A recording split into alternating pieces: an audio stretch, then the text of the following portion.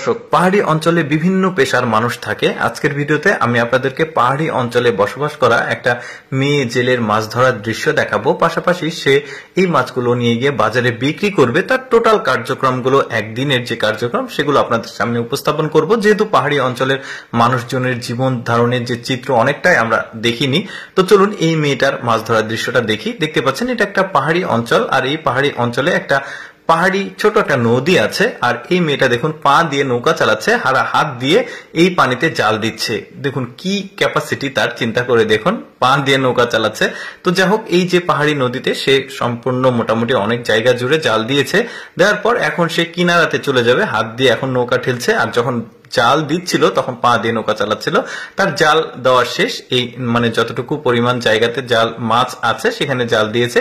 এখন সে বাসায় চলে যাচ্ছে, বাসায় গিয়ে তার সংসারের অন্যান্য কার্যক্রমগুলো করবে। আর পাশাপাশি এই সময়টা জুড়ে কিন্তু মাছটা লাগবে, মানে জালে আটকাবে। তো যাই হোক, অনেকটা সময় পার হয়ে গেছে। এখন এই মেয়ে জেলেটা চলে আসছে যে জালে কতটুকু মাছ আটকিয়েছে সেটা দেখার জন্য। এই যে দেখতে পাচ্ছেন একটা প্লাস্টিকের বোতল দিয়ে রেখেছে, চিহ্ন করে রেখেছে যাতে দেখা যায় যে কোথা থেকে জালটা শুরু হয়েছে।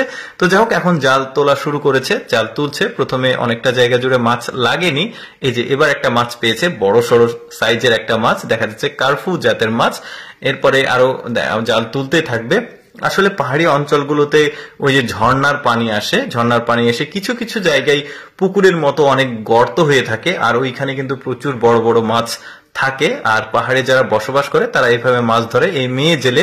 আর পাহাড়ি অঞ্চলের মেয়েরা কিন্তু প্রচন্ড পরিমাণে পরিশ্রমী হয়, ছেলেদের চাইতে কিন্তু মেয়েরা দেখা যায় যে বেশি পরিশ্রমী।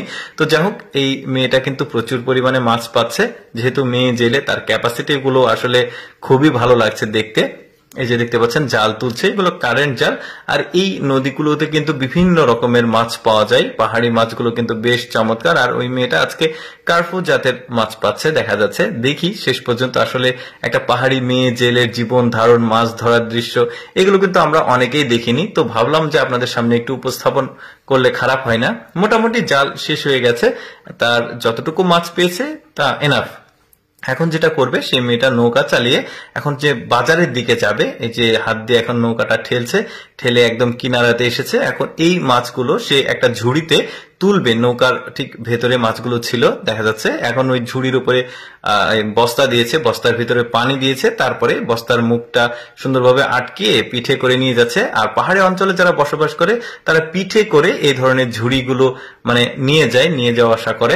এই যে দেখতে পাচ্ছেন এখন বাজারে চলে এসেছে, এখন কাস্টমারদের কাছে সে মাছ বিক্রি করছে। দর্শক, কেমন লাগলো পাহাড়ি এই মেয়ে জেলের মাছ ধরার দৃশ্যটা কমেন্ট করে জানাবেন।